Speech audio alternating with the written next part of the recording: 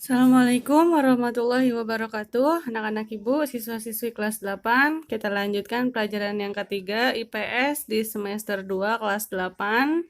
Adapun materi kita pada pertemuan kali ini adalah ada 2 bab selama 1 semester. Nanti bab pertama berkaitan dengan keunggulan dan keterbatasan antar ruang dan pengaruhnya terhadap kegiatan ekonomi, sosial, budaya di Indonesia dan ASEAN. Serta nanti di bab 2 akan mempelajari tentang perubahan masyarakat Indonesia pada masa penjajahan serta tumbuhnya semangat kebangsaan Indonesia sampai Indonesia mencapai kemerdekaan. Kita lanjut yang pertama tentang keunggulan dan keterbatasan antar ruang serta pengaruhnya terhadap kegiatan ekonomi, sosial, budaya di Indonesia dan ASEAN. Yang pertama yang kita pelajari adalah keunggulan dan keterbatasan antar ruang dalam permintaan, penawaran, dan teknologi. Ada barang yang diminta, berarti ada yang ditawarkan. Ada barang yang ditawarkan, maka ada barang yang diciptakan. Barang atau jasa yang diciptakan berasal dari teknologi yang dihasilkan. Oke, setiap hari semua manusia memiliki kebutuhan. Setiap orang memiliki kebutuhan yang berbeda-beda, mengkonsumsi barang atau jasa yang berbeda-beda. Tujuannya untuk apa? Adalah untuk memenuhi kebutuhan hidup. Nah, kemudian kenyataan tersebut menunjukkan setiap orang berusaha memenuhi kebutuhannya yang beragam. Jadi setiap orang punya kebutuhan yang berbeda-beda dan kebutuhan itu juga beraneka macam. Perilaku konsumsi masyarakat yang dipengaruhi oleh faktor ruang atau karena tempat itu juga sangat mungkin terjadi. Misalnya, masyarakat di kota memiliki perilaku konsumsi yang berbeda dengan masyarakat desa. Begitu juga dengan sumber daya alam yang ada di kota atau di desa. Masyarakat kota cenderung lebih banyak mengkonsumsi barang atau jasa. Kenapa? Karena memiliki pendapatan yang relatif lebih tinggi sehingga muncul yang namanya pasar modern seperti mall, supermarket, swalayan, dan yang lainnya. Nah, sedangkan kalau di desa cenderung memiliki pendapatan yang rendah sehingga mereka lebih cenderung menciptakan barang sendiri atau menghasilkan barang atau jasa sendiri. Interaksi antar ruang dipengaruhi oleh perbedaan potensi dan sumber daya alam yang dimiliki setiap daerah. Masing-masing daerah memiliki sumber daya alam yang berbeda. Nah, wilayah Indonesia terdiri atas banyak pulau yang kaya dengan sumber daya alam, sehingga setiap daerah memiliki potensi sumber daya alam serta kekayaan alam yang berbeda-beda. Kita lanjut. Nah, sekarang masuk ke fungsi pengaruh dari interaksi antar ruang di bidang ekonomi dulu. Tadi ada 3, ekonomi, sosial, dan budaya. Pada pertemuan ini yang dibahas adalah ekonomi terlebih dahulu. Ekonomi adalah kegiatan yang dilakukan manusia setiap hari yang berhubungan dengan kegiatan untuk memenuhi kebutuhan hidup. Ekonomi itu artinya oikos dan nomos, rumah dan rumah tangga yang tujuannya adalah untuk menghasilkan kebutuhan. Bagaimana cara manusia berusaha untuk memenuhi kebutuhan hidupnya sehari-hari, baik kebutuhan primer, tersier maupun sekunder. Ya, nah untuk memenuhi kebutuhan tersebut maka dibutuhkan peralatan. Peralatan tersebut merupakan hasil dari kegiatan ekonomi. Nah, kegiatan ekonomi itu ada 3, produksi, distribusi, dan konsumsi. Ini sudah pernah dijelaskan di kelas 7. Kemudian, sekarang siapa yang melakukan kegiatan ekonomi tersebut? Orang yang melakukan kegiatan ekonomi tersebut disebut pelaku ekonomi.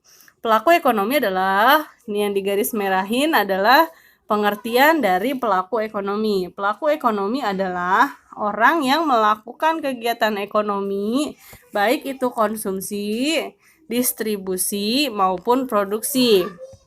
Pelaku ekonomi itu dibagi menjadi 4 orang. 1 namanya rumah tangga keluarga atau konsumen. 2 namanya rumah tangga perusahaan atau produsen. 3 rumah tangga pemerintah. Dan yang keempat rumah tangga luar negeri. Jadi, pelaku ekonomi adalah orang atau lembaga yang melakukan kegiatan ekonomi, baik melakukan kegiatan konsumsi, kegiatan distribusi, maupun kegiatan produksi.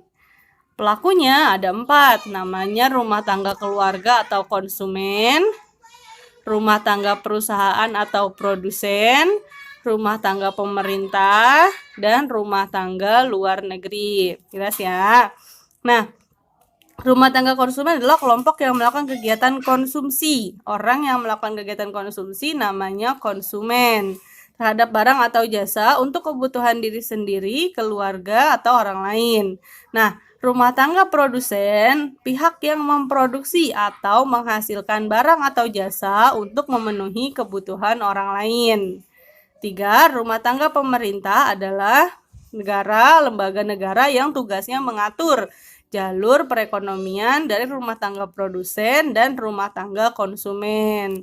Terakhir, jika diperlukan, maka harus ada rumah tangga luar negeri. Untuk apa? Kegiatan ekspor dan impor. Oke, yang pertama, rumah tangga konsumen. Rumah tangga konsumen adalah kelompok masyarakat yang melakukan kegiatan konsumsi barang atau jasa untuk memenuhi kebutuhan hidup. Barang atau jasa yang dikonsumsi rumah tangga keluarga dihasilkan rumah tangga perusahaan. Jadi ada hubungannya antara RTK dengan RTP. Rumah tangga konsumen memiliki 3 peran. Yang pertama, sebagai konsumen atau pemakai barang atau jasa. Barang-barang yang ada di supermarket, kemudian di swalayan, bahkan di warung-warung kecil, kita beli, nah itu berarti kita sudah melakukan peran kita sebagai rumah tangga konsumen atau sebagai orang yang memakai barang atau jasa. Jelas ya? Oke, dari mana belinya? Menggunakan uang. Konsumsi barang atau jasa dilakukan untuk memenuhi kebutuhan hidup. Rumah tangga konsumen memerlukan uang untuk membeli barang atau jasa yang dihasilkan. Uang diperoleh rumah tangga konsumen dengan bekerja pada rumah tangga produsen. Jadi nanti ada hubungannya, nanti ada diagramnya, ya. Yang kedua, rumah tangga konsumen sebagai penyedia faktor produksi. Kenapa disebut penyedia faktor produksi? Karena rumah tangga konsumen yang memiliki alamnya, memiliki modalnya, memiliki tenaga kerjanya, dan memiliki skill atau keahliannya. Oke, faktor alam. Rumah tangga konsumen menawarkan bahan baku berupa rumah, lahan kosong, ruko, dan yang lainnya, sehingga tempat-tempat tersebut dapat dijadikan sebagai tempat untuk menghasilkan barang atau jasa. Biasanya lahan yang kosong bisa dijadikan untuk industri pabrik, atau bisa dijadikan sebagai akses pertanian dan yang lainnya. Modal bisa berupa uang, bisa berupa surat-surat berharga, ya. Modal berupa uang itu kan dari rumah tangga konsumen. Kita yang kasih modal sehingga orang melakukan kegiatan usaha. Yang ketiga, tenaga kerja atau manusia yang bekerja pada rumah tangga produsen seperti yang dijelaskan tadi. Jadi ketika ada sebuah pabrik misalnya dibangun di atas sebuah lahan, pasti kan membutuhkan tenaga kerja untuk menciptakan barang. Nah, siapa yang diambil tenaga kerjanya? Dari kita juga. Kenapa? Karena konsumen membutuhkan uang untuk membeli barang sehingga melamar pekerjaan dan bekerja di rumah tangga produsen, ya. Kemudian skill atau kewirausahaan. Kewirausahaan adalah kemampuan seseorang dalam mengkombinasikan faktor produksi yang ada tadi. Nah, dari perannya tadi, maka rumah tangga konsumen akan mendapat pendapatan atau mendapatkan uang berupa pertama sewa atau rent dari rumah tangga konsumen yang menyewakan lahan atau tanah atau rumah atau gedung kepada perusahaan. Kan dia punya lahan besar, disewa sama sebuah perusahaan, misalkan perusahaan minyak goreng, ya. Nah, ketika minyak goreng tersebut dijual, kemudian banyak yang beli, maka si pemilik perusahaan minyak goreng harus membayar sewa kepada si pemilik tanah atau kepada rumah tangga konsumen. Yang dibayar apa? Kalau sewa ya berarti dibayarnya rent atau biaya sewa. Yang kedua, upah atau wage, balas jasa diterima oleh tenaga kerja atau gaji. Upah itu gaji. Bunga atau interest, keuntungan yang diperoleh ketika kita meminjamkan uang. Yang keempat, laba atau profit, itu diberikan kepada rumah tangga produsen kepada rumah tangga konsumen untuk mereka yang memiliki skill atau kewirausahaan atau keterampilan yang dapat memajukan usahanya. Biasanya laba lebih besar daripada gaji, ya. Yang ketiga adalah membayar pajak kepada pemerintah. Peran yang rumah tangga konsumen yang ketiga adalah membayar pajak. Tetap harus bayar pajak. Misalnya, ketika kita membeli kendaraan bermotor, maka kita bayar pajak kendaraan. Bahkan ketika beli permen pun, dalam harga permen itu sudah terdapat biaya pajak yang dibebankan kepada rumah tangga konsumen tanpa kita sadari. Sekarang yang kedua, peran rumah tangga produsen atau RTP. Rumah tangga produsen atau perusahaan merupakan pelaku ekonomi yang menyediakan barang atau jasa bagi konsumen.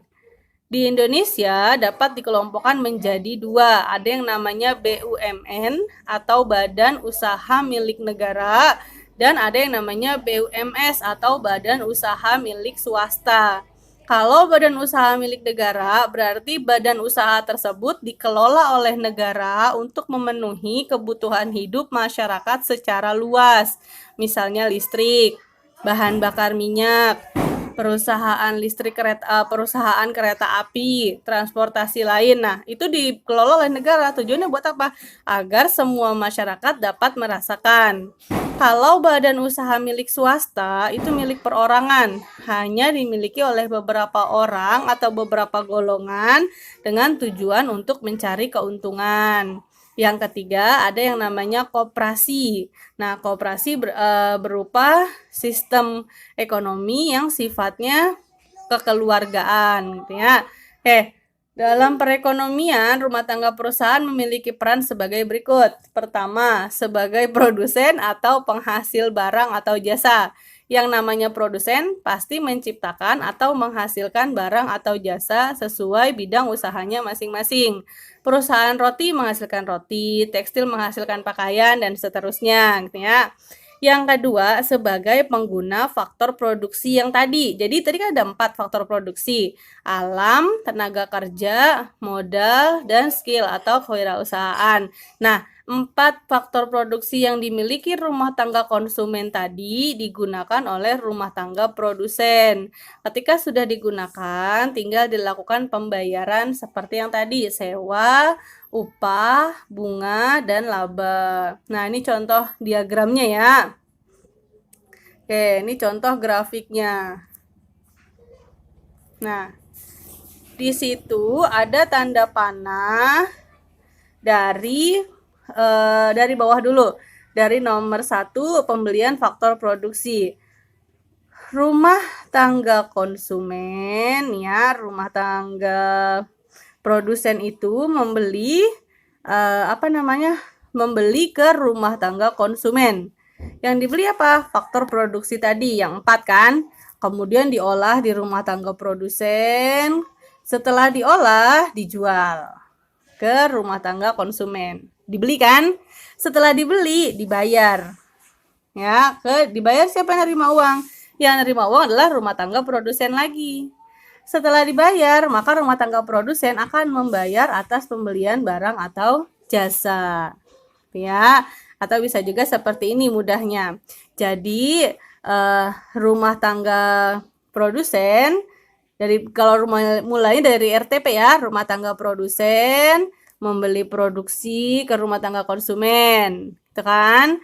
Setelah dibeli, diolah segala macam, jadi produk, misalkan produknya sabun mandi. Nah, ketika sudah jadi sabun mandi, dijual kan? Nih dijual nih di pasar. Nah, ketika sudah dijual di pasar, maka dibeli oleh rumah tangga konsumen. Dibeli, dipakai, beli kan pakai uang. Nah, bagaimana cara bayarnya?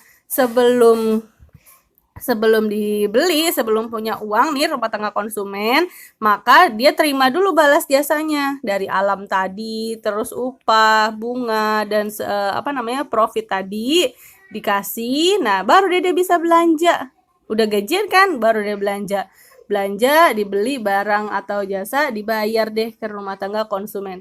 Siklusnya terus begitu. Sampai nanti di tengah-tengah ada yang namanya pemerintah.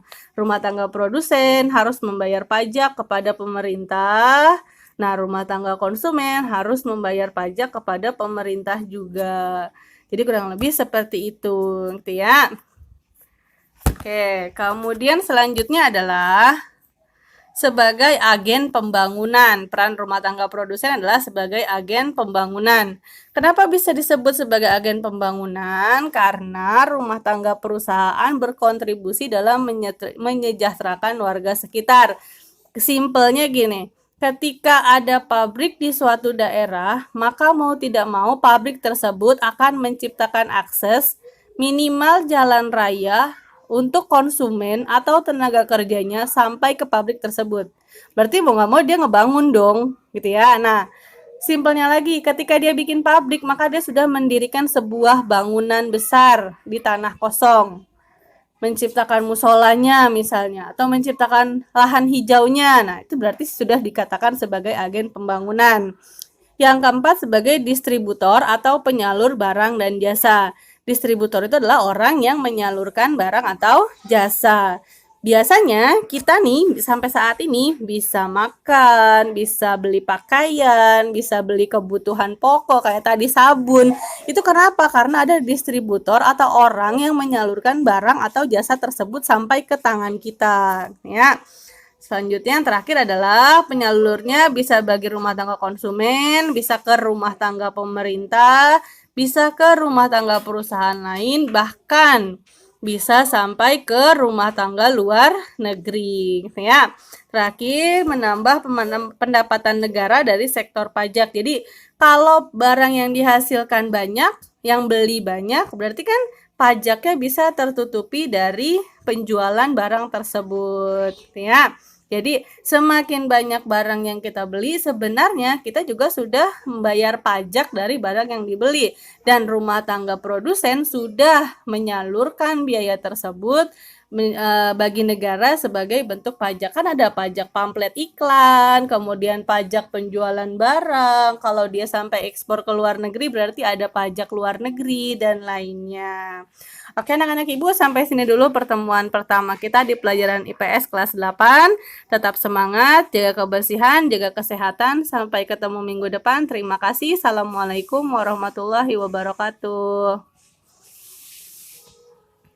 Kenapa lama banget sih?